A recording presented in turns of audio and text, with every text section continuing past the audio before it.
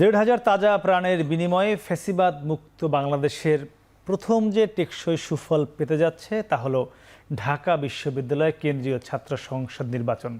রাত পোহালেই বহুল কাঙ্ক্ষিত সেই ডাকসু নির্বাচন ইতিমধ্যেই শেষ হয়েছে সব প্রস্তুতি। কেন্দ্রীয় ছাত্র সংসদ ও হল সংসদ নির্বাচনে ভোট গ্রহণের জন্য প্রস্তুত করা হয়েছে ৮টি কেন্দ্র। প্রায় ৪০,০০০ শিক্ষার্থীর জন্য কেন্দ্রগুলোতে মোট ৮১০টি বুথ স্থাপন করা হয়েছে।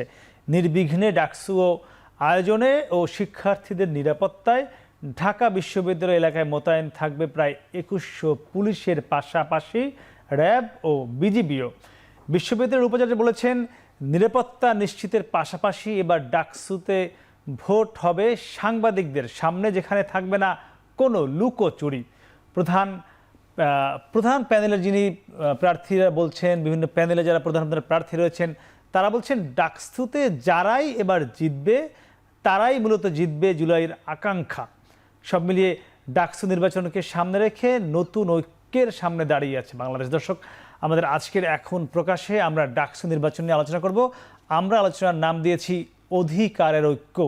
আর এ নিয়ে আলোচনা করতে আমাদের সাথে আছেন ডাকসু ও হল সংসদ নির্বাচনের রিটার্নিং অফিসার অধ্যাপক ডক্টর কাজী মারুফুল ইসলাম। স্যার, আপনাকে স্বাগত। ধন্যবাদ। এছাড়া আমাদের সঙ্গে আরও রয়েছেন ঢাকা বিশ্ববিদ্যালয়ের সাংবাদিক সমিতির সাধারণ সম্পাদক মাহাদি হাসান। মাহাদি, আপনাকে স্বাগত।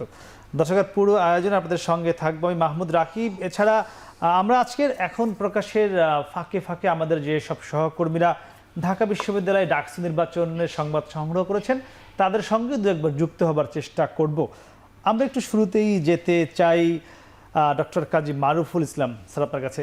স্যার, যদি আমরা বলি যে আমরা দেখেছি গত প্রায় ১ মাস ধরে যে প্রচারণা আপনাদের আয়োজন চলছে, এখন পর্যন্ত পুরো ব্যাপারটাই উৎসব মুখর রয়েছে।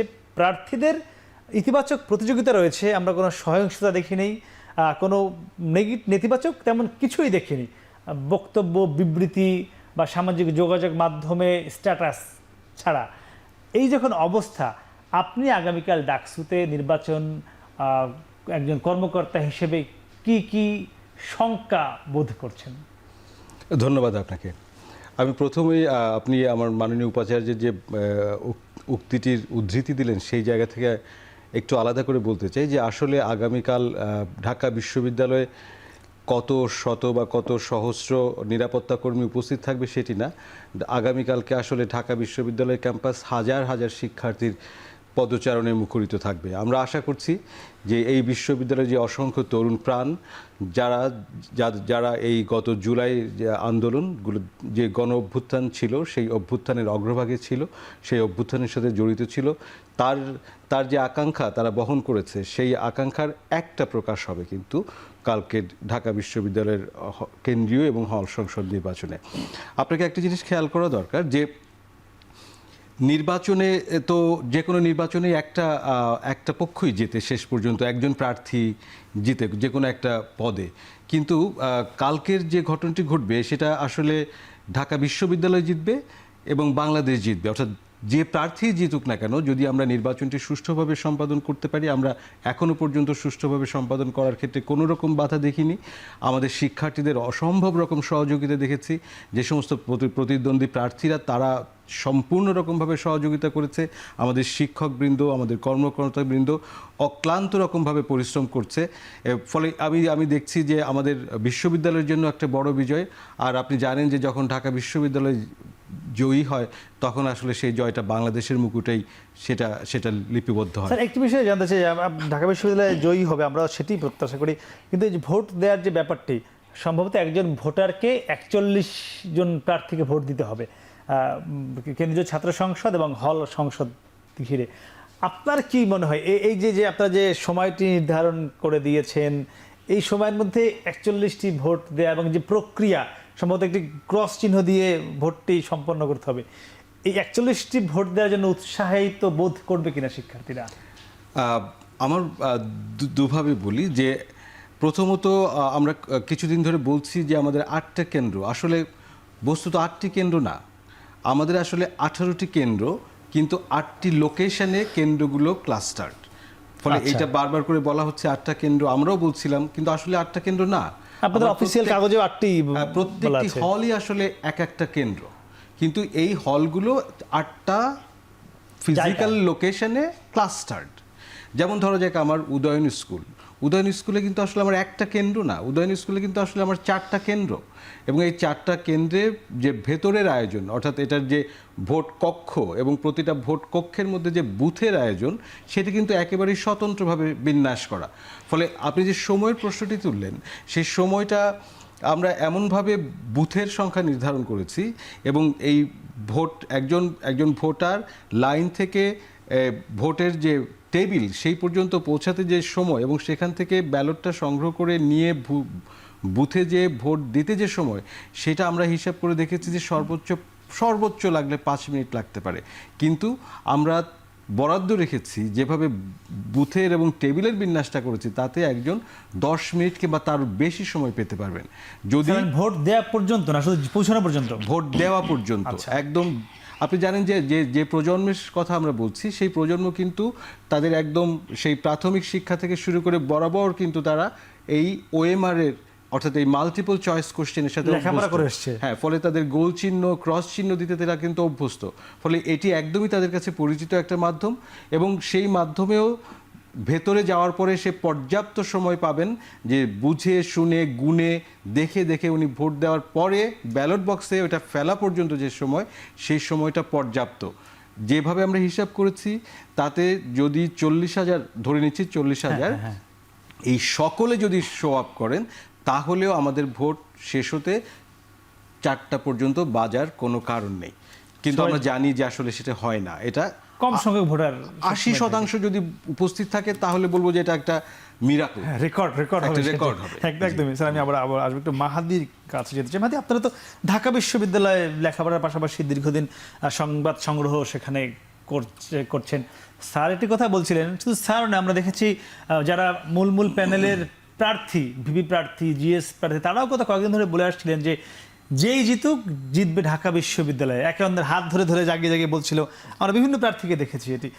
সেখান থেকে আপনার কাছে জানবার ইচ্ছা, মানে কি মনে হয়েছে, কোনো প্যানেল এককভাবে কি জিততে যাচ্ছে নাকি আলাদা হবে? মানে এটি নিয়ে একটি আলোচনা আছে মার্কেটে, সেটি আপনার কি মনে হয়? ধন্যবাদ। আসলে আপনি যদি 1 বছর পিছনে ফিরে যান, জুলাই যে আমাদের অভ্যুত্থান হয়েছিল, যারা এখন প্রতিদ্বন্দ্বিতা করছে, তারাই কিন্তু রাজপথে একসাথে লড়াই করেছিল, কাঁধে কাঁধ মিলিয়ে লড়াই করেছে। তখন যে তাদের মধ্যে ঐক্যটা ছিল, বা দেশের প্রশ্নে যে কোনো ধরনের মীমাংসা না করার যে তাদের যে আকাঙ্ক্ষা ছিল, এখন কিন্তু তারা একই অবস্থানে আছে। আপনি দেখবেন যে 2019 সালে ডাকসু যদি আপনি একটু রিকল করেন, তাহলে কিন্তু পাল্টা ধাওয়া, মারপিটের ঘটনা ঘটেছে ঢাকা বিশ্ববিদ্যালয়ের ক্যাম্পাসে, এবং ওই একই ক্যাম্পাসে এখন কিন্তু আবার নতুন করে ডাকসু নির্বাচন হচ্ছে। আপনি দেখেন যে গত 1 মাসে কোনো ধাওয়া পাল্টা ঘটনা নাই, কোনো মারধরের ঘটনা নাই। হ্যাঁ, হয়তো বা একজন প্রতিপক্ষের মানে আসলে কথা বলতে পারে তার বিরুদ্ধে, বাক স্বাধীনতার অংশ, এটা তো মানে এমন কোনো বিষয় না। এমনও কোনো কথা হয়নি যাতে অ্যাটাকিং বা ওইরকম ব্লেমিং হবে ওপেন প্ল্যাটফর্ম, সেরকম হয়নি। তো যেহেতু তারা এইরকম সহনশীলতার জায়গা দেখাচ্ছে, আশা করি, এবং আমরা যেভাবে কথা বলেছিলাম প্রার্থীদের সাথে, তারাও আমাদের কাছে একই আশাবাদ ব্যক্ত করেছে, নির্বাচনের পরেও জিতুক বা হারুক, যেই জিতুক হারুক, ঢাকা বিশ্ববিদ্যালয়ের জন্য দেশের জন্য তা একসাথে কাজ করবে। আর আপনি বলেছেন যে আসলে এক প্যানেল থেকে জিতবে কিনা, আসলে এই কথাটা বলা খুব চ্যালেঞ্জিং বিষয়। কারণ আমরা যারা দেখি যে ভিপি, জিএস বা বিভিন্ন পদে যারা লড়াই করছেন, সবার কিন্তু ব্যাপক পরিমাণ জনপ্রিয়তা আছে। এই জায়গায় খুব কম প্রার্থী আছে যার জনপ্রিয়তা খুব কম। আপনি সবাই পরিচিত মুখ। হ্যাঁ, সবাই কিন্তু জুলাই আন্দোলনের পরিচিত মুখ, ক্যাম্পাসে পরিচিত, বিভিন্ন কারণে তার সবার বিশেষ বৈশিষ্ট্য আছে, সেই কারণে একসাথে। কিন্তু আমার মনে হচ্ছে হয়তো বা এক প্যানেল থেকে সবাই নাও জিততে পারে, হয়তো বা এরকম, কারণ শিক্ষার্থীরা আসলে এই জায়গায় ব্যক্তিকে প্রাধান্য দিচ্ছে প্যানেলের চেয়ে। যে ব্যক্তি বেশি যোগ্য, শিক্ষার্থীরা তাদেরকে ভোট দিবে বলে মনে হচ্ছে। সেক্ষেত্রে মনে হয় যোগ্য যারা, তারাই নির্বাচিত, আমি এভাবে বলতে পারি আর কি। আচ্ছা, আরেকটি কথা যেটি স্যার একটু বললেন যে জিতুক জিতবে ঢাকা বিশ্ববিদ্যালয়, মানে এই যে বিষয়টি, মানে এটি কি আসলে সব প্রার্থী ধারণ করে কিনা, কি মনে হয়েছে? আমার মনে হচ্ছে আপনার হয়েছে। জি, আমাদের যখন প্রার্থীদের সাথে কথা হয়েছে, আপনি দেখবেন যে তারা একই টেবিলে কিন্তু ডিবেট করতেছে, এটা কিন্তু ঢাকা বিশ্ববিদ্যালয়ে বিগত সময়ে খুব কম দেখা গিয়েছে। একই প্ল্যাটফর্মে ডিবেট করতেছে, একই সাথে বসতেছে, আবার যখন পাল্টা প্রশ্ন করার সময় যখন বের হয়ে যাচ্ছে আবার হাসি মুখে হ্যান্ডশেক করছে। এই জায়গায় কিন্তু কেউ প্রোটোকল নিয়ে এর উপর ঝাঁপিয়ে পড়তেছে না, একে মারতে হবে, একে আটকাতে হবে বা একে যেতে দেওয়া হবে না, এরকম ঘটনা কিন্তু বিগত সময় ঢাকা বিশ্ববিদ্যালয়ে আমরা দেখেছি। একটি ছাত্র সংগঠন থাকলে আরেকটি ছাত্র সংগঠন কিন্তু ঢুকতে পারেনি, কিন্তু এখন কিন্তু সেরকম পরিবেশ নাই।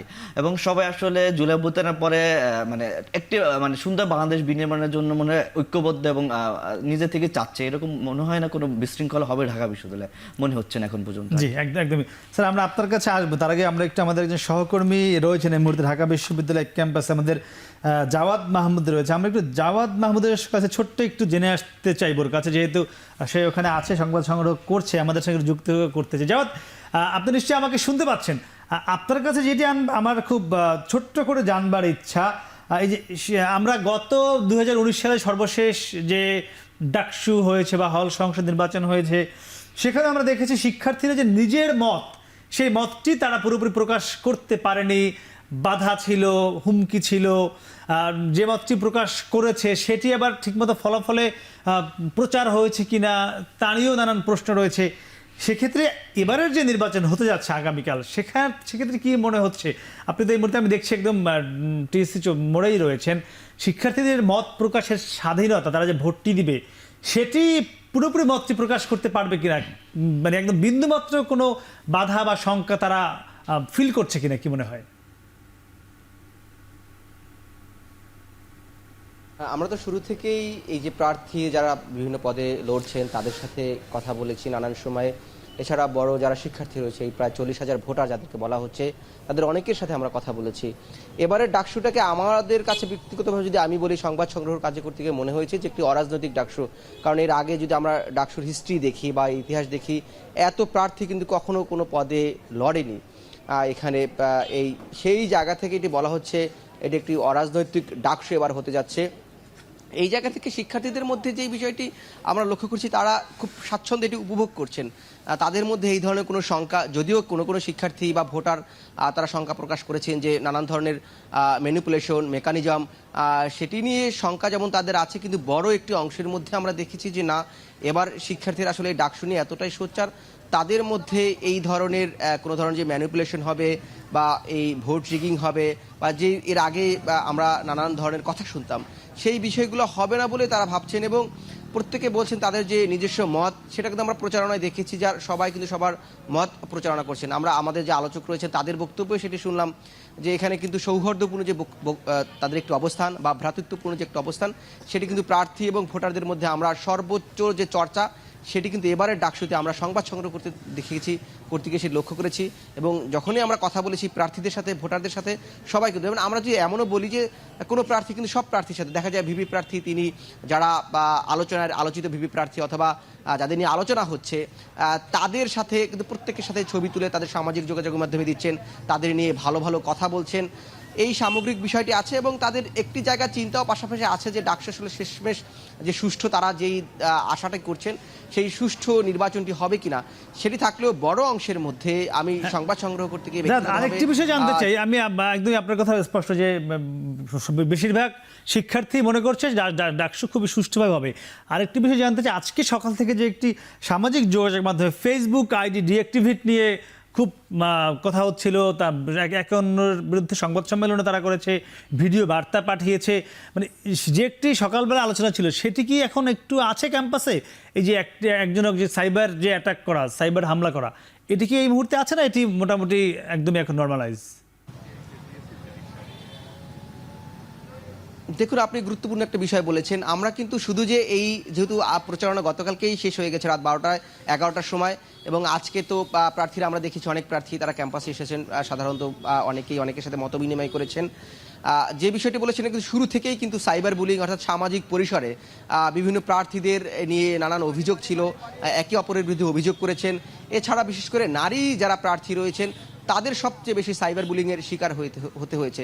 এবং সবশেষে এই প্রচারণা বন্ধের পরে আজকে যেই ঘটনাটি ঘটেছে, আমরা কিন্তু অনেকগুলো পক্ষকেই দেখেছি যে তারা আসলে একে অপরের বিরুদ্ধে তারা বলেছেন যে এক পক্ষ নাম না নিয়ে বলছেন যে আর এক পক্ষকে যে তাদের যে সামাজিক সোশ্যাল অ্যাকাউন্টটি রয়েছে, ফেসবুক আইডি বিশেষ করে, সেখানে সাইবার হামলা চালানো হচ্ছে এবং বিভিন্ন পক্ষ থেকেই আমরা এটি দেখছি, এটি করা হচ্ছে। কিন্তু এটি নিয়ে ক্যাম্পাসের সাধারণ শিক্ষার্থীদের মধ্যে সেই ধরনের আলোচনা আমরা আসলে লক্ষ্য করিনি। তারা আসলে এটিকে খুব স্বাভাবিকভাবেই দেখছেন যে এই ধরনের যেহেতু উভয় পক্ষ থেকে আসছে, কোনো একটি নির্দিষ্ট পক্ষ থেকে এই ধরনের অভিযোগ আসছে না, সেটি নিয়ে শিক্ষার্থীদের মধ্যে যে আলাদাভাবে কোনো উদ্বেগ উৎকণ্ঠা বা আলাদাভাবে সেটাকে তারা ভাবছেন, সেরকম কোনো কিছু আমরা যে কজন শিক্ষার্থীর সাথে কথা বলেছি মানে সেটি এটিকে দেখতে আলাদা পাইনি। করে শিক্ষার্থীরা গুরুত্ব দিচ্ছে না, এটি বিবেচনায় নিচ্ছে না। জাদ, আপনাকে অসংখ্য ধন্যবাদ আমাদের সাথে যুক্ত হওয়ার জন্য। আপনার কাছে শুনছিলাম ডাকসুর সবশেষ যে পরিস্থিতি সেটি। স্যার, আপনিও নিশ্চয়ই কয়েকটি বিষয় শুনছিলেন। একটি বিষয় এসছে আমাদের সহকর্মী থেকে, মেকানিজম বা ম্যানিপুলেশন। আপনি শুরুতেই বলেছেন যে এবার ডাকসুরকে একদমই গ্রহণযোগ্য, কোনো তো প্রশ্নহীনভাবেই হবে। এরপর যদি এই বিষয়টি এসছে, বাংলাদেশ তো আসলে আমরা স্বাধীনতার পর থেকেই এই নির্বাচনের সঙ্গে প্রত্যেকবারে এই ম্যানিপুলেশন মেকানিজমের একটি শব্দ ও অঙ্গ অঙ্গে জড়িত আর কি বিষয়টি। এবার কি পুরোপুরি এখান থেকে বের হচ্ছে ডাকসু? দেখুন, আমি এই ডাকসু নির্বাচনের সাথে যুক্ত হওয়ার আগেও আমি নির্বাচন পর্যবেক্ষণের সাথে আমি পেশাগতভাবে অনেক দিন ধরে কাজ করেছি। ফলে একটা নির্বাচনের যদি আমি সংক্ষেপে বলি যে 3টা পর্যায় আছে। একটা হচ্ছে ক্যাম্পেইন পর্যায়ে, একটা হচ্ছে ভোট একদম কাস্টিংয়ের একটা পর্যায়ে, আর একটা হচ্ছে ভোট গণনার পর্যায়ে। ফলে ম্যানিপুলেশনের যদি কথা হয়, সেটি তো আমরা সোফার যতটুকু আমরা ম্যানেজ করতে পেরেছি আমাদের সামর্থ্যের মধ্যে দিয়ে, আমরা এই প্রচার কার্যক্রমের মধ্যে কিন্তু আমরা আচরণবিধি প্রায় পুরোটাই আমরা কিন্তু মানাতে সক্ষম হয়েছি। অর্থাৎ আমাদের শিক্ষার্থীরা আমাদেরকে সেইভাবে সহযোগিতা করেছেন যে তারা এই আচরণবিধি মেনে চলেছেন। তার মানে ক্যাম্পেইন পর্যায়ে ম্যানিপুলেশন হয়নি, এটা আমরা নিশ্চিত করছি। এখন বাকিটা থাকছে হচ্ছে ভোটের দিন। ভোটের দিনে কোনো রকম ম্যানিপুলেশনের ন্যূনতম কোনো সুযোগ নেই। এটা সুযোগ নেই কারণ পদ্ধতিগতভাবেই সুযোগ নেই। এটার সাথে যে নির্বাচনী কর্মকর্তারা যুক্ত, তারা যুক্ত, এখানে যারা ব্যালট পেপার যেভাবে সংরক্ষণ করা হচ্ছে এবং পোলিং এজেন্টদেরকে যেভাবে যুক্ত করা হচ্ছে, আপনি জেনে খুশি হবেন যে এবার কিন্তু আমরা আনুষ্ঠানিকভাবে পর্যবেক্ষণের জন্য লোক আমরা আমন্ত্রণ জানিয়েছি। অর্থাৎ শিক্ষকরা এবং শিক্ষকদের বাইরেও তাদেরকে আমরা অফিসিয়ালি আমন্ত্রণ জানিয়েছি যে আপনারা চাইলে আপনারা নির্বাচন পর্যবেক্ষণে থাকতে পারেন। এবং আমরা দেখেছি প্রায় 50 বিভিন্ন সংগঠনের প্রতিনিধি তারা পর্যবেক্ষণ করবেন অফিসিয়ালি। কোন ধরনের সংগঠনেরা? এটা শিক্ষকদের সংগঠনগুলো আছে, আমাদের অ্যালুমিনি অ্যাসোসিয়েশনের, এমনকি চিটাগং ইউনিভার্সিটি থেকে একটা দল আসছে দেখতে যে কিভাবে এটা আমরা করছি, এইরকম আছে। আমরা কিন্তু পোলিং এজেন্টদেরকে অফিসিয়ালি নিচ্ছি, অর্থাৎ প্রত্যেক প্রার্থীকেই আমরা আহ্বান করেছিলাম তারা তাদের পোলিং এজেন্ট দিতে পারে। আমরা ব্যাপক সংখ্যক আবেদন পেয়েছি, সেখান থেকে হয়তো সবাইকে পারবো না, কিন্তু আমরা একটা উল্লেখযোগ্য সংখ্যক, অর্থাৎ প্রতিটা ভোট কক্ষে, নট কেন্দ্র, প্রতিটা ভোট 810টি যে বুথ রয়েছে, ওটা বুথ, কিন্তু আমাদের কক্ষ অতগুলো না, কক্ষ যেখানে ভোটটা অনুষ্ঠিত হবে, সেই কক্ষে যেন মোটামুটি সবার এক ধরনের উপস্থিতি থাকে, পোলিং এজেন্টদের উপস্থিতি থাকে, সেটি আমরা নিশ্চিত করছি। স্যার, একটু ক্লিয়ার যদি করেন আপনি বিষয়টি, যে এজেন্ট, পোলিং এজেন্টের বিষয়ে আমরা জাতীয় নির্বাচন বা স্থানীয় সরকার নির্বাচনে দেখি দলের যিনি প্রার্থীর পক্ষে পোলিং এজেন্ট থাকে, এখানে কি তাই হচ্ছে? প্রার্থীর পক্ষে, মানে আমি যদি একটু উদাহরণ দিয়ে বলি, যে আমরা দেখেছি ছাত্র দলের একটি প্যানেল রয়েছে সমর্থিত, ছাত্র শিবিরের সমর্থিত প্যানেল রয়েছে, বা স্বতন্ত্র একটি প্যানেল রয়েছে, তারা কি তাদের দলীয় পোলিং এজেন্ট দিয়েছে? প্রার্থী দিয়ে তাদের পোলিং এজেন্ট দিয়েছে। আমাদের কাছে তো ধরেন প্যানেল নেই, আমাদের কাছে 470 জনই আমাদের প্রার্থী। সবাইকে আমরা আহ্বান জানিয়েছিলাম যে সে আমাদের 8টা যে লোকেশন, সেখানে কমপক্ষে 8 জন করে সে প্রার্থী দিতে পারে, পোলিং এজেন্ট দিতে পারে। তো সবাই দেননি, কেউ 3 জন, কেউ 5 জন, কেউ 10 জন, বিভিন্ন রকমভাবে দিয়েছে। ফলে আমরা চেষ্টা করেছি যে প্রতিযোগীদের মধ্যে যে ব্লকগুলো আছে, যেটা আপনি বললেন, সেই ব্লকগুলো সবগুলো ব্লক স্বতন্ত্রদের যেন, এবং যারা একেবারেই স্বতন্ত্র সাধারণ প্রার্থী তাদেরও যেন উপস্থিতি থাকে তাদের পোলিং এজেন্টের মাধ্যমে। তৃতীয়ত আমরা কিন্তু বলেছি যে এটা কন্টিনিউয়াসলি, অর্থাৎ সকাল 8টার সময় আমরা যখন ভোট শুরু করব, তখন এটা এই পর্যবেক্ষক, পোলিং এজেন্ট, পোলিং অফিসার সাথে আমরা অফিসিয়ালি মিডিয়াকে ইনভাইট করছি, যে মিডিয়ার সামনে আমরা এই ব্যালট বাক্সগুলো খোলা হবে, সিলগালা করা হবে, তারপরে ভোট শুরু হবে। এবং আমরা বলেছি যে মিডিয়া সারাদিন যে কোনো সময় নির্ধারিত স্থান থেকে ভোটের তারা কাভারেজ তৈরি করতে পারবেন। অর্থাৎ আগে কিন্তু ভোট কেন্দ্রে ঢুকতে পারতেন না, এখন জি। তাদেরকে আমরা অ্যালাউ করছি তারা ভোট কেন্দ্রে নির্দিষ্ট কর্নার থেকে ভোটারদের গোপনীয়তা রক্ষা করে তারা ফুটেজ বা কাভারেজ নিতে পারবেন। এবং ভোট গণনার সময় আমরা আমাদের অন্যান্য যে নির্বাচনের যে স্টেক হোল্ডার তাদেরকে সহ, যেমন পোলিং এজেন্ট সহ, আমরা বলেছি মিডিয়াও থাকবে। আমরা বলেছি যে এটা সরাসরি বাইরে আমরা লাইভ টেলিকাস্ট করব, অর্থাৎ বাইরে এলইডি স্ক্রিনে এই ভোট গণনা প্রক্রিয়াটা যেভাবে চলছে সবগুলো কেন্দ্র সেটা থেকেই? সবগুলো কেন্দ্র থেকে এটা বাইরে থেকে দেখতে পারবেন। ফলে আমার জানা মতে, বোঝা মতে আমি দেখছি না যে এখানে কোনো মেকানিজমের কোনো জায়গা আছে। জায়গায় এই কারণেই নেই, আমি এই কারণে আরও একটু নিশ্চিত করব যে এইটা তো সাধারণ অন্যান্য ভোট না, এটা আমার শিক্ষার্থীরা, এটা প্রত্যেকে খুব স্মার্ট, প্রত্যেকে ইন্টেলিজেন্ট এবং খুবই সচেতন। সে যদি ওখানে থাকে, তারা যদি বিপুল সংখ্যায় উপস্থিত থাকে, তাদের কাছে অনিয়ম করে লুকোনোর কারোর কোনো সাধ্য নেই। ফলে এরাই হচ্ছে গ্যারান্টি যে নির্বাচন প্রক্রিয়াটা সুষ্ঠু হবে। তাদের উপস্থিতি, তাদের অংশগ্রহণটাই আমার সবচেয়ে বড় সিকিউরিটি, সবচেয়ে বড় গ্যারান্টি যে আমাকে স্বচ্ছ থাকতেই হবে। স্যার এই যে প্রার্থীদের যারা পোলিং এজেন্ট, তারা ফলাফল ঘোষণা পর্যন্ত একদম ভিতরেই থাকবে তারা? একদম ফলাফল শিটে তাদের স্বাক্ষর থাকবে যে তারা দেখেছেন ফলাফলটা এরকমভাবে যথাযথভাবে হয়েছে। স্যার, ফলাফলটা ঘোষণা হবে কি প্রত্যেক কেন্দ্র থেকে আলাদা আলাদা ঘোষণা হয়ে সেন্ট্রালি আসবে, নাকি আপনারা সেন্ট্রালি একবার ঘোষণা করবেন? না, এক্ষেত্রেও আমরা যেটা জাতীয় নির্বাচনের যে রেওয়াজ সেটা অনুসরণ করেছি। বলেছি যে প্রতিটি কেন্দ্রে, অর্থাৎ 18টি কেন্দ্রে, অর্থাৎ 18টি হল কিন্তু আমাদের ইউনিট, 8টি না 18টি? 18টি কিন্তু 18টি হলেই ভোটগুলো কাউন্ট করা হবে। হলের যে ফলাফল সেটি প্রকাশ করা হবে, সাথে সাথে ওই হলে কেন্দ্রীয় সংসদের জন্য ভোট যেটা পেয়েছে সেটার ফলাফল প্রকাশ করা হবে। এই ফলাফলগুলো যে যে যে লোকেশন, সেই জায়গাগুলো থেকেই কিন্তু প্রকাশিত হয়ে যাবে। কিন্তু পূর্ণ অফিসিয়াল ফলাফলটা, ওই স্বাক্ষরকৃত ফলাফলটা কেন্দ্রীয় ফলাফল প্রকাশের যে দপ্তর সিনেট ভবন সেখানে প্রেরণ করা হবে। সেখানে বাস্তবে আসলে এটা একটা এগ্রিগেট হবে। বাই দ্য টাইম সবার কাছে হয়তো ফলাফলটা জেনেই যাওয়া হবে, কিন্তু সেখান থেকে আনুষ্ঠানিকভাবে মোট ফলাফলটাকে যোগ করে কেন্দ্রীয় সংসদের ফলাফলটা ঘোষণা করা হবে, আনুষ্ঠানিকভাবে ঘোষণা করা হবে। স্যার, আরেকটু বিষয় জেনে আসি, কি মনে হয় পূর্ণাঙ্গ ফলাফলটা পেতে কটা বাঁচতে পারে? এই ব্যাপারে আমি কিছু বলতে পারবো না এই মুহূর্তে, কিন্তু আমাদের যে পরিকল্পনা, যে প্রস্তুতি আছে, তাতে আমি সময় নিয়ে নিশ্চিত করে বলতে পারবো না। কিন্তু ধরেন ভোট শেষ হওয়ার পরে আমাদের সব কিছু মিলিয়ে আমরা ধরছি 6 থেকে 7 ঘন্টা সময় লাগবে আমাদের পুরো গণনা করা শুরু, মানে পর থেকে, ভোট শেষ হওয়ার পর থেকে। ভোট শেষ আমার কিন্তু 4টায় ভোট শেষ, কিন্তু 4টায় শেষ না, যারা থাকবে তারা ভোট দিবে, আরও ভোট দেবে। তা ধরা যাক আমরা 5টা থেকে আমরা ভোট গণনার প্রস্তুতি শুরু করতে পারবো।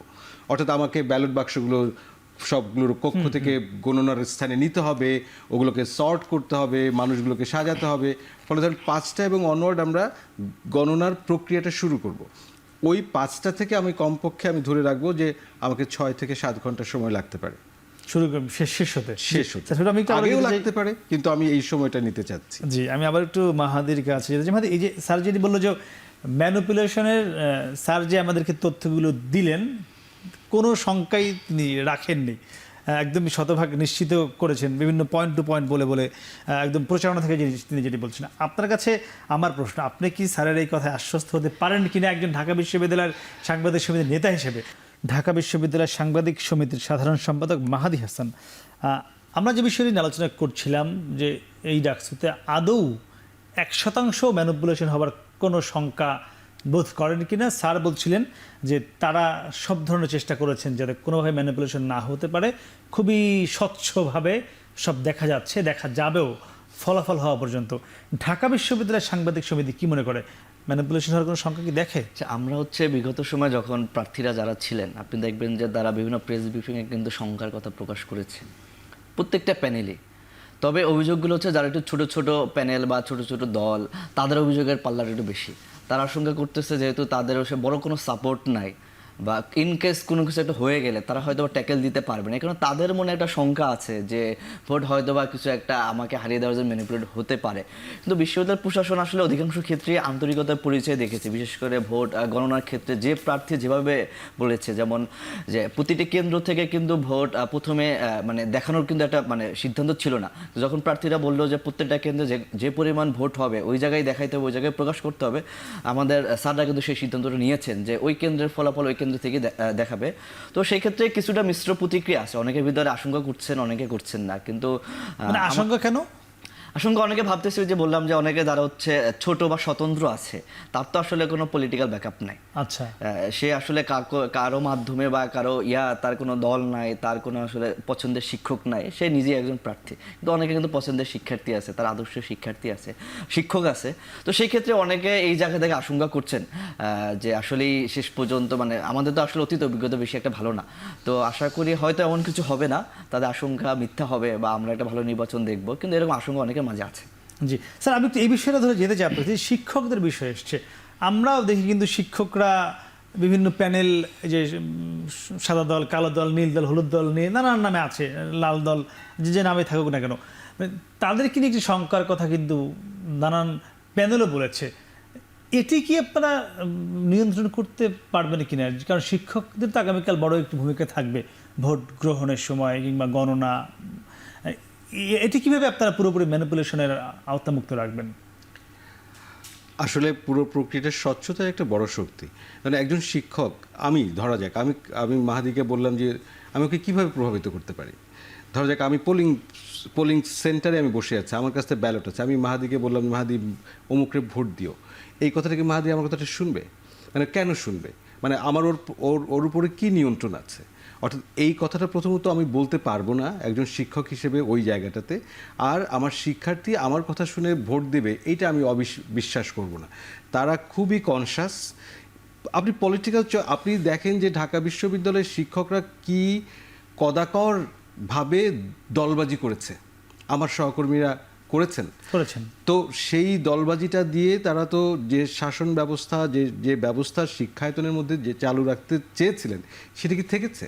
তার মানে শিক্ষকরা আসলে যদি অনৈতিক অনুরোধ করেন, অনৈতিকভাবে তার প্রভাব বিস্তার করার চেষ্টা করেন, সেটা শিক্ষার্থী হয়তো আমার কাছে মাহাদি মুখের উপর বলবে না যে স্যার আমি শুনলাম না, কিন্তু ও কিন্তু ওর সিদ্ধান্তটা ঠিকই নিবে। ফলে আমার শিক্ষার্থীরা তারা তাদের পছন্দ প্রয়োগ করবে, সেই ব্যাপারে আমি বা যত বড় শিক্ষকই বলেন না কেন, যত প্রভাবশালী শিক্ষক বলেন না কেন, সে ভোটার তার মতো করে ভোট দিবে, ভোটারদের আচরণের উপর প্রভাব ফেলতে পারবে। এখানে একটু জানতে চাই, আপনি যে শঙ্কার কথা একটু করে বলেছেন, সেটা কি এই প্রভাবিত করার বিষয় নাকি ভোট গণনার বিষয়ে কোনো শঙ্কা? অধিকাংশ ক্ষেত্রে তারা ভোট গণনার বিষয়টা আসলে শঙ্কার কথা বলেছেন, কিন্তু এমনিতে আসলে ওই বাকি বিষয়গুলো কিন্তু গুরুত্ব দেয় না।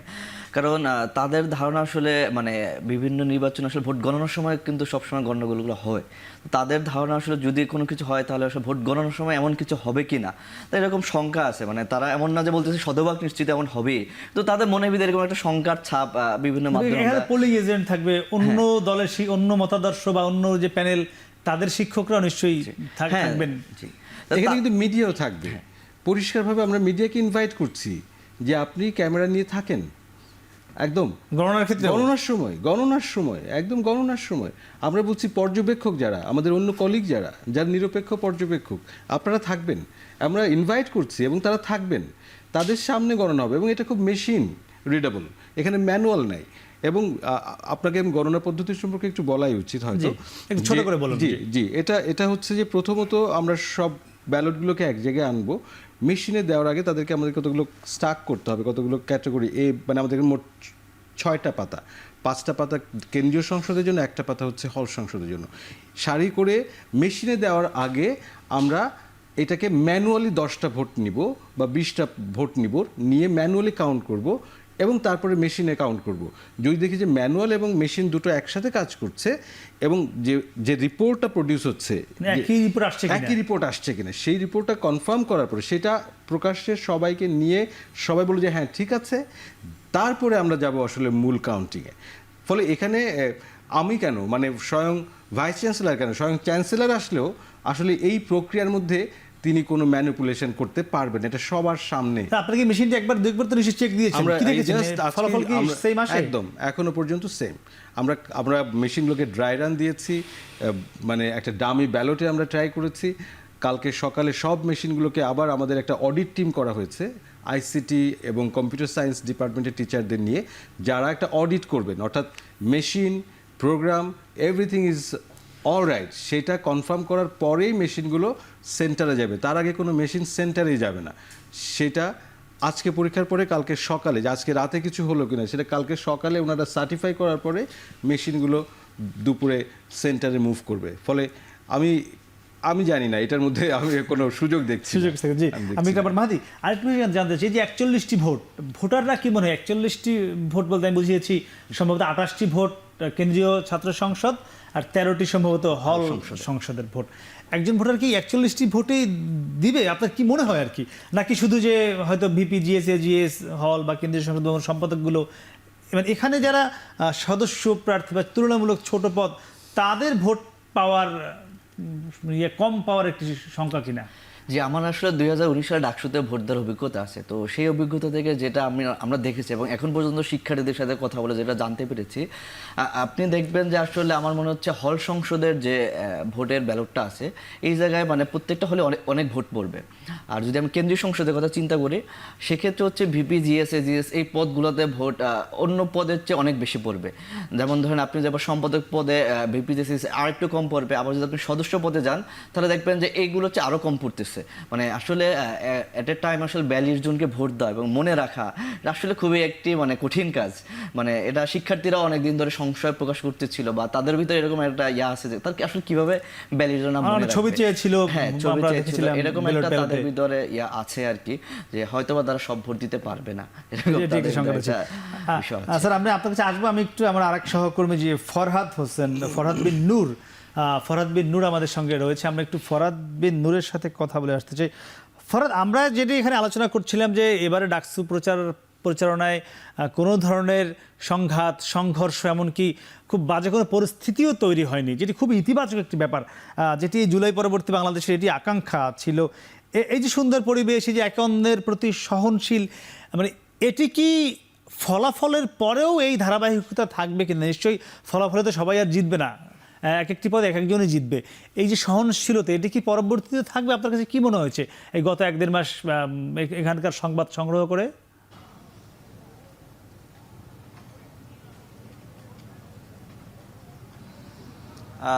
আমরা দেখেছি যে জুলাই গণ অভ্যুত্থান যে হয়েছে, এবার যারা প্রার্থী হয়েছেন এই ডাকসু হল সংসদ নির্বাচনে আমরা কিন্তু দেখছি যে অধিকাংশই, অর্থাৎ বেশিরভাগই কিন্তু জুলাই গণ অভ্যুত্থানের যারা সামনের সারিতে নেতৃত্ব দিয়েছেন কিংবা কেউ না কেউ কোনো না কোনোভাবে জুলাই গণ অভ্যুত্থানে অংশ নিয়েছেন। আমরা সেই যে জুলাই গণ অভ্যুত্থানে যারা একসাথে কাঁধে কাঁধ মিলিয়ে এই একটি গণ অভ্যুত্থান ঘটিয়েছে, তারা যখন ডাকসু নির্বাচনের প্রার্থী, একে অপরের প্রতিদ্বন্দ্বী, তখন কিন্তু আমরা দেখছি যে সেই 30 জুলাই যখন তফসিল ঘোষণা হয়েছিল, সেই তফসিল ঘোষণার পর থেকে আজকে একরকম ডাকসু নির্বাচনের চাঁদ রাত আমরা বলতেই পারি। আজকে পর্যন্ত আমরা দেখছি যে একজন প্রার্থী আরেকজন প্রার্থীর প্রতি কিন্তু অভিযোগ, পাল্টা অভিযোগ, এই ব্যাপারগুলো কিন্তু আমরা লক্ষ্য করেছি। কিন্তু মজার বিষয় হলো যে ডাকসু নির্বাচনের মতো এত বড় গুরুত্বপূর্ণ একটা নির্বাচন, যেখানে ভিপি, জিএস কিংবা অন্যান্য পদগুলো এত গুরুত্বপূর্ণ একটা ব্যাপার বহন করে, সেখানে কিন্তু আমরা কখনোই দেখিনি যে মারামারি, সহিংসতা, কাটাকাটি, এইগুলো কিন্তু আমরা একেবারেই দেখিনি। অর্থাৎ আমরা কিন্তু এটাকে বলতেই পারি যে গণতন্ত্রের এটি একটি সৌন্দর্য, যেখানে অভিযোগ পাল্টা অভিযোগ থাকবে কিন্তু কোনো প্রকার সহিংসতা থাকবে না। অর্থাৎ আমরা এই 30 জুলাই যখন তফসিল হলো এবং আগামীকাল রাত পোহালেই আসলে আমরা দেখছি যে ভোট গ্রহণ অনুষ্ঠিত হবে, এখন পর্যন্ত আমরা কোনো সহিংসতা দেখিনি। আমি আবারও বলছি, এটিকে আমরা বলতেই পারি যে গণতন্ত্রের এটি একটি অন্যতম সৌন্দর্য। আর কি মনে হয় যারা আবাসিক শিক্ষার্থী না, অর্থাৎ যারা ঢাকা বিশ্ববিদ্যালয়ের হলে থাকে না, যারা ঢাকা বিশ্ববিদ্যালয়ের হলে থাকে না, অর্থাৎ অনাবাসিক, তাদের উপস্থিতি কতটা হবে বলে আপনারা মনে করছেন? যেহেতু সংবাদ সংগ্রহ করছেন, কথা বলছেন, তারা কি পরিমাণ আসতে পারে, এটি কি মনে হয়?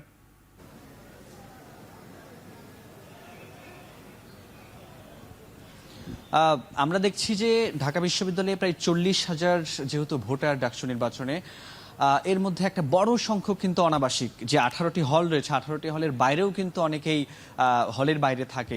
তাদের জন্য আমরা দেখেছি যে ঢাকা বিশ্ববিদ্যালয় প্রশাসন কিন্তু বিভিন্ন রকমের সুবিধা রেখেছে যাতে করে তারা ঢাকা বিশ্ববিদ্যালয়ে এসে ভোট দিতে পারে।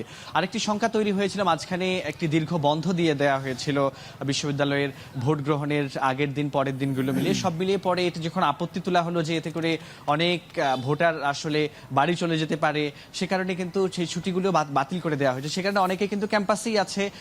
সেক্ষেত্রে যারা ক্যাম্পাসেই আছে তারা তো ভোট দিবেই আশা করছে, এবং যারা ক্যাম্পাসের বাইরে থাকে, ঢাকা এখনো ছাড়েনি, অর্থাৎ তাদের জন্য যে ব্যবস্থা রয়েছে শাটল সার্ভিস থেকে শুরু করে পর্যাপ্ত বাসের ব্যবস্থা রয়েছে।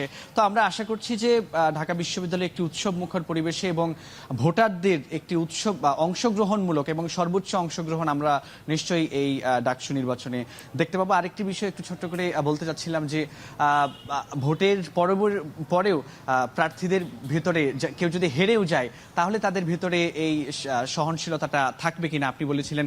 আমরা যদি দেখি যে প্রার্থীরা যখন ভোট চাইছেন একে অপরের কাছে, চাইতে গিয়ে যখন একজন ভিপি প্রার্থী আরেকজন ভিপি প্রার্থীর সঙ্গে হঠাৎ দেখা হয়ে যাচ্ছে, তখন কিন্তু একজন আরেকজনকে আমরা দেখছি যে গলায় মানে একজন আরেকজনকে জড়িয়ে নিচ্ছেন এবং তারা সেখানে ঘোষণা দিচ্ছেন যে আমরাই তো জুলাই গণ অভ্যুত্থান ঘটিয়েছি এবং আমরা এখানে হারলেও আমরাই জিতছি, জিতলেও আমরাই জিতছি। এই যে একটা ব্যাপার, এটি কিন্তু একদমই অনেক বাংলাদেশের জন্য খুব ইতিবাচক একটি দিক। ফরাদ, আপনাকে ধন্যবাদ, আপনি সংবাদ সংগ্রহ করতে থাকুন। স্যার, আমরা একটু আপনার কাছে ছোট্ট একটি বিষয় জানতে চাচ্ছিলাম। এই যদি আপনারা আজকে একটি করেছেন যে বিশ্ববিদ্যালয় এলাকায় কোনো বৈধ অস্ত্র যদি কারো কাছে থাকে সেটি বহন করা বা রাখা যাবে না, কোনো শঙ্কা থেকে বলেছেন? এটা রুটিন, আসলেই রুটিন, মানে নির্বাচনে যেহেতু একটা বড় ঘটনার তো কোনো সন্দেহ নেই, এবং কখনো তো নিশ্চয়ই মানে সব কিছুই তো নিয়ন্ত্রণে থাকে না, ফলে এটা কোনো শঙ্কা থেকে না, কিন্তু এটা একটা রুটিন নিরাপত্তার চেক। আসলে আমরা অবশ্যই বাংলাদেশের যারা নিরাপত্তার সংস্থাগুলো যুক্ত তাদেরকে তো তাদের সাথে এনগেজমেন্টে গিয়েছি, তারা ক্যাম্পাসের চারদিকটা দেখভাল করছেন, ফলে এটা অতিরিক্ত কিছু না, এটা খুবই নিয়মিত। স্যার, সেনাবাহিনী অনেকগুলো কথা হয়েছে, নির্বাচনে থাকছে কি থাকছে না, সেনাবাহিনী নিজেরা বিবৃতি দিয়েছে। আমার জানাবার ইচ্ছা যেটি জানার দরকার যে বিশ্ববিদ্যালয়ের বাইরে ক্যাম্পাসের যে প্রবেশ পথ বা প্রবেশ পথের বাইরের দিকটা, বিশ্ববিদ্যালয়ের দিকটা না, সেখানেও কি কোনো স্ট্রাইকিং ফোর্স বা কোনোভাবেই সেনাবাহিনী থাকবে? না, আমাদের সেনাবাহিনী এই পর্যায়ে যেভাবে বাংলাদেশে কাজ করছে ঠিক সেভাবেই থাকবে। তারা সতর্ক অবশ্যই, কিন্তু আমাদের প্রবেশ পথে কিংবা বিশ্ববিদ্যালয়ের কাছে তাদের কোনো অবস্থান থাকবে না, মানে এটা আলাদা করে কোনো কিছু করা হয়নি। জি জি। আর আইনশৃঙ্খলা বাহিনী কি ক্যাম্পাসের মধ্যে থাকবে নাকি, যে এই পয়েন্ট ঢোকার যে পয়েন্টগুলো প্রবেশ পথ থাকবে? পুলিশ, বাংলাদেশ পুলিশের সদস্যরা, আনসার, এরা প্রবেশ পথেও থাকবে, আবার ভোট কেন্দ্রগুলোর সামনেও থাকবে, কিন্তু মুখ্যত আসলে আমাদের বিএনসিসি এবং আমাদের শিক্ষকরাই থাকবেন। বিএনসিসি কি পরিমাণ সদস্য আপনাদের? সবকিছু মিলিয়ে আমরা আগামীকালের জন্য প্রায় 450 বিএনসিসি, এর সাথে রোভার্স, স্কাউটস, রেঞ্জার্স এদেরকেও যুক্ত করেছি, ফলে ওইটা একটা বড় বাহিনী, প্রায় বিশ্ববিদ্যালয়ের নিজস্ব নিরাপত্তা বাহিনী আমরা বলতে পারি। জি, একটু জানতে চাই মাহাদি আপনার কাছে, যদি যে নির্বাচন যদি কিন্তু অনেক থাকে, খুব স্বাভাবিক, যখন ভোট ফলাফল আসবে তখন ভিতরে প্রার্থীদের নিশ্চিতভাবে উত্তেজনা কাজ করবে, বিভিন্ন যেহেতু রাজনৈতিক দল রয়েছে, তাদের লেজুর ভিত্তিক সংগঠন রয়েছে, তারা নির্বাচনে অংশগ্রহণ করছে।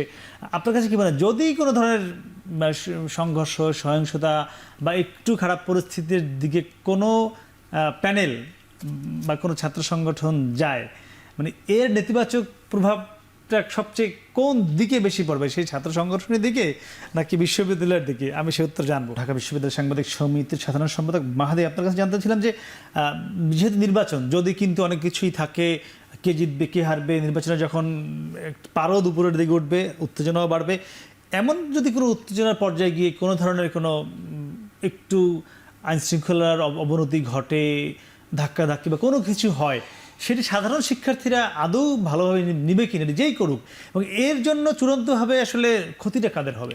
আচ্ছা, প্রথমত যদি ক্যাম্পাসে আসলে কোনো ঝামেলা হয়, সেই শিক্ষার্থী আসলে সেই ঝামেলার প্রভাবটা শিক্ষক এবং শিক্ষার্থী বিশ্ববিদ্যালয় সবার উপরে পড়বে। কারণ সবাই কিন্তু একজন আরেকজনের সাথে জড়িত। আপনি কোনো একটা বিশ্ববিদ্যালয় একটা জায়গায় যখন সমস্যা হয়, সেই জায়গায় শিক্ষার্থীরাও থাকে, শিক্ষকরাও থাকে, সবারই পদচারণা। সেক্ষেত্রে ইম্প্যাক্টটা কিন্তু বিশ্ববিদ্যালয়ে এড়াই যেতে পারে না। কিন্তু আমার কাছে সবচেয়ে আশার বিষয়টা হচ্ছে, আপনি যদি লক্ষ্য করেন আমাদের এবার যত প্রার্থী আছে, প্রার্থীদের ভিতরে প্রায় আমার মনে হয় 2/3 হচ্ছে স্বতন্ত্র শিক্ষার্থী, যারা আসলে কোনো পলিটিক্যাল পার্টির সাথে জড়িত না, এবং তারা এই ডাকসুকে একটা মানে ছাত্রদের নির্বাচন হিসাবে বিবেচনা করছে, তার অধিকার হিসেবে বিবেচনা করছে। কেউ যদি আমাদের মানে বলছিল আমাদের সহকর্মী যে অরাজনৈতিক, হ্যাঁ, আপনি কিন্তু এরকম একটা ভাইব পাবেন। এবার ইয়াতে কেউ যদি গায়ে পড়ে বা কোনো তার স্বার্থ হাসিলের জন্য আসলে সে যদি কোনো ঝামেলা জড়াতে চায়, আমার সাধারণ শিক্ষার্থীরা জবাব দিয়ে দিবে। এছাড়া কোনো নিরাপত্তা বাহিনীর কোনো প্রয়োজন, কারণ ঢাকা বিশ্ববিদ্যালয়ের প্রত্যেকটা শিক্ষার্থী সেই পরিমাণ সচেতন, সে তার বিশ্ববিদ্যালয়ের পরিবেশকে সচেতন রাখতে চায়, কারণ তার আন্দোলনের কারণে কিন্তু সে মুক্তভাবে ভোট দিতে পারতেছে এবং তার মুভমেন্ট করতে পারতেছে। তো সেই আবার সেই পরাধীনতার যুগে বা সেই সময় ফিরে যেতে তার কিন্তু আসলে চাচ্ছে না।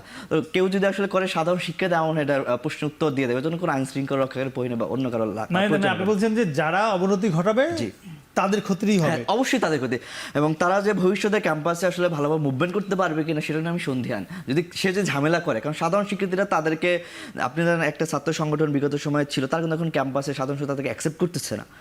এখন যদি এই জায়গায় কেউ আবার সেই বিগত ঘটনার পুনরাবৃত্তি ঘটে, সাধারণ শিক্ষার্থী আবার তাদেরকে বয়কট করবে বা তাদেরকে ক্যাম্পাসে স্যার আপনার কাছে যেতে চাই, আমরা দেখেছি গড়ে প্রত্যেকটি, যদি আমরা 8টা ভোট কেন্দ্র ধরি, আপনি 18টি বলেছেন, 8টা ধরলে গড়ে 4,500 থেকে 5,000 পর্যন্ত এক একটি কেন্দ্রে ভোটার রয়েছে। তো এই 5,000 ভোটার তো অনেক, নিশ্চিতভাবে অনেক, মানে দীর্ঘ লাইন তৈরি হবে কিনা, এবং সেই লাইন নিয়ে যারা ভোটার তারা আবার বিরক্ত হবে কিনা, তারা আবার নিরুৎসাহিত হবে কিনা, এটি নিয়ে কি আপনারা ভেবেছেন? হ্যাঁ, একদম। আসলে আমরা ভেবেছি, এটা আমাদের গতবারের কিছু তিক্ত অভিজ্ঞতা ছিল, দেখেছি 19-এর নির্বাচনে এরকম কিছু চেষ্টা ছিল। সেজন্য আমরা যেটা দেখেছি যে আমাদের শুরু থেকে ভোট কেন্দ্রে প্রবেশের পর থেকে ভোট কক্ষ পর্যন্ত যাওয়ার সময় আমরা শিক্ষকদেরকে রাখবো, এবং সেখানে আপনার এটা বোধহয় বলা হয়নি যে এবার সবাইকে অমোচনীয় কালি দেওয়া হবে, অর্থাৎ যেটাও একটা নতুন ঘটনা। আচ্ছা, যেটা আমরা নির্বাচনে দেখি, জাতীয় নির্বাচন দেখে দেয়া হবে। ফলে একজন ভোটার ভোট দেওয়া শেষ হলে তাকে আসলে আর ভোট কেন্দ্রে থাকতে দেওয়া হবে না, তাকে বাইরে চলে যেতে হবে। কিন্তু ইন বিটুইন যেন নিয়মিত ফ্লোটা থাকে, ফলে শিক্ষকরা কন্টিনিউয়াসলি এটা মনিটর করবেন যে বুথে কেউ দেরি করছেন কিনা, অনাকাঙ্ক্ষিতভাবে বা অপ্রত্যাশিতভাবে দেরি করছেন কিনা, এবং লাইনে কেউ আমাদের ছাত্র বা ছাত্রের বাইরে কেউ ওখানে কোনো জটিলতা বা জট তৈরি করার চেষ্টা করছেন। এটা কন্টিনিউয়াসলি এটা মনিটর করা হবে। ফলে আমি আশা করছি যে ধরেন একটা বিভিন্ন রকমের হল আছে, একটা ধরেন আমাদের স্যার সলিমুল্লাহ হল, সেখানে 650 ভোটার, অথচ রোকেয়া হল সেখানে প্রায় 5,000-এর কাছাকাছি ভোটার। ফলে এই দুটোর জন্য কিন্তু 2 রকমের আয়োজন, অর্থাৎ রোকেয়া হলের জন্য আছে 120টা বুথ, আর ওখানে আছে ওইটার জন্য 36টা বুথ। ফলে এই যে ডিফারেন্সটা, ধরেন যদি সব একবারে ঢুকে যায় তাহলে 120 জন মানুষ কিন্তু বুথের মধ্যে চলে যাচ্ছে, তার মানে বাকি 120-এর জন্য স্পেস তৈরি হয়ে যাচ্ছে। ফলে ফ্লোটা কিন্তু থাকার কথা। তো এখানে মানে কেউ যদি খুব এক্সট্রাঅর্ডিনারি বাইরের কোনো ইন্টারভেনশন না করে, অর্থাৎ যেটা অনাকাঙ্ক্ষিত, তাহলে আমাদের ছাত্রছাত্রীরা ঠিক সময় ভোট দিতে পারবে। কোনো ডিভাইস দিয়ে কি প্রবেশ করতে পারবে ভোট কেন্দ্রে? ডিভাইস দিতে পারছেন না, এটা তাদের মোবাইল ফোন আমরা অ্যালাউ করতে পারছি না, মোবাইল ফোন, কোনো ইলেকট্রনিক গ্যাজেট, ক্যামেরা, এমনকি পানির বোতলটাও আমরা দিতে চাচ্ছি না। জি স্যার, একদম শেষ প্রশ্ন, যে আমরা সেই শুরুতে বলেছি যে প্রবেশ পথগুলো, প্রবেশ দ্বারগুলো যেগুলো বিশ্ববিদ্যালয়ের, সেই জায়গাগুলো নিয়ে কোনো শঙ্কা প্রকাশ করেন কিনা? আমরা দেখেছি ইতিমধ্যেই বিভিন্ন সংগঠন বা বিভিন্ন রাজনৈতিক দল 2-1 শাহবাগে বলেছেন তারা থাকবেন, এমন কিছু ঘোষণা আসছে। সব মিলে সেই বিশ্ববিদ্যালয়ের যে প্রবেশ দ্বারগুলো, এগুলো নিয়ে কোনো শঙ্কা প্রকাশ করেন কিনা? আমার মনে হয় যে সেটা কঠিন হবে, কারণ শিক্ষার্থীদের ফ্লো যখন আসবে, ধরো যাক আমার গাড়ি আসবে, বেশিরভাগই গাড়িতে আসবে অনাবাসিক শিক্ষার্থীরা, তো তারা তো চলে আসতে পারবে, এবং আমার মনে হয় যে ওইটা খুব অসুবিধা হবে না। আমার একটাই দৃঢ় বিশ্বাস, আমি যেটা বারবার করে বলতে চাই, যে ঢাকা বিশ্ববিদ্যালয় অন্যান্য শিক্ষা প্রতিষ্ঠান থেকে আলাদা। এর একটা ঐতিহ্য আছে, এর বিশাল ঐতিহ্য হচ্ছে মুক্তিযুদ্ধ। সেই মুক্তিযুদ্ধে যে শিক্ষকরা, যে শিক্ষার্থীরা প্রাণ দিয়েছে, সেটা হচ্ছে তাদের প্রাণ শক্তি, অর্থাৎ ওই ত্যাগটা হচ্ছে এই বিশ্ববিদ্যালয়কে দাঁড়িয়ে রাখার সবচেয়ে বড় শক্তি। তো ওই শক্তিটাকে বাঁচিয়ে রাখার জন্য, ওই শক্তিটার আরও বিকশিত করার জন্য আমার শিক্ষার্থীরা যত মাত্রায় এই গণতান্ত্রিক প্রক্রিয়ায় যুক্ত হবে, তত ওই প্রক্রিয়াটা ঢাকা বিশ্ববিদ্যালয়ের প্রাণ শক্তিটা আরও উর্বর হবে। তো আমি মনে করি যে ছেলেমেয়েরা যদি আসা শুরু করে, ওই গেটে কেউ কোথাও তাদেরকে আটকে রাখতে পারবে না। ফলে তাদের অংশগ্রহণটাই আমার মূল আকাঙ্ক্ষা, আহ্বান, যে সবাই আসুক, ভোট দিক, গণতন্ত্রে অংশগ্রহণ করুক। একদম স্যার, ধন্যবাদ। ছোট্ট করে জানবো মাহাদি, আপনাদের শেষ করতে চাইবো যে এই যে আমরা যে প্রবেশদ্বারগুলোর কথা বলছি, যেহেতু বিশ্ববিদ্যালয়ে বহিরাগত কেউ প্রবেশ করতে পারছে না, সেক্ষেত্রে এই জায়গাগুলো আপনারা কোনো তথ্য বা কোনো সংবাদ পাচ্ছেন কিনা, কোনো এখানে কোনো অস্থিতিশীল পরিস্থিতি হতে পারে কিনা? না, আপাতত হচ্ছে আমরা এখন পর্যন্ত মানে বিশ্ববিদ্যালয় প্রবেশ পথগুলোতে কোনো ঝামেলার তথ্য পাইনি। তবে এমন বিভিন্ন মাধ্যমে শোনা যাচ্ছে হয়তো বা ভোট গণনার সময় যদি কোনো ঢাকা বিশ্ববিদ্যালয়ের অভ্যন্তরে কোনো ক্যাওস হয়, সেক্ষেত্রে বাহির থেকে কিছু একটা জনসমাগম ক্যাম্পাসের ভিতরে ঢোকার চেষ্টা করতে পারে। তো এই কনসার্নটা আমরা স্যারদের সাথে আলোচনা করেছি কীভাবে এটা হচ্ছে, এমন যদি কোনো ঘটনা ঘটে আসলে কী করা উচিত। তো আশা করি স্যাররা হচ্ছে এই বিষয়ে হয়তো বা চিন্তা ভাবনা করে রেখেছেন, যদি এমন কোনো পরিস্থিতি তৈরি হয় হয়তো বা তারা নিয়ন্ত্রণ করতে পারবে। নিশ্চয়ই আমরা প্রত্যাশা করব তেমন কোনো পরিস্থিতি তৈরি হবে না, সুন্দরভাবে ভোট সম্পন্ন হবে। স্যার এবং মাহাদি, আপনাদের দুজনকে অসংখ্য ধন্যবাদ। দর্শক, কথা বলছিলাম ডাকসু নির্বাচন নিয়ে, বহুল কাঙ্ক্ষিত নির্বাচন, যেটি কিনা এই 24-এর আন্দোলনের পর প্রথম একটি নির্বাচন। আমরা প্রত্যাশা করব 24-এর যে আকাঙ্ক্ষা, নতুন বাংলাদেশের আকাঙ্ক্ষা, সেই আকাঙ্ক্ষাকে ধারণ করে আগামীকাল ডাকসু একটি গণতান্ত্রিক পদ্ধতিতে সুন্দর ভোটের মাধ্যমে বাংলাদেশকে সামনের পথে এগিয়ে যাবার জন্য পথ দেখাবে, একটি গ্রহণযোগ্য এবং কোনো ধরনের সহিংসতা মুক্ত ভোট দিয়ে। সেই প্রত্যাশা আজকের মতো শেষ করেছি। শুভরাত্রি।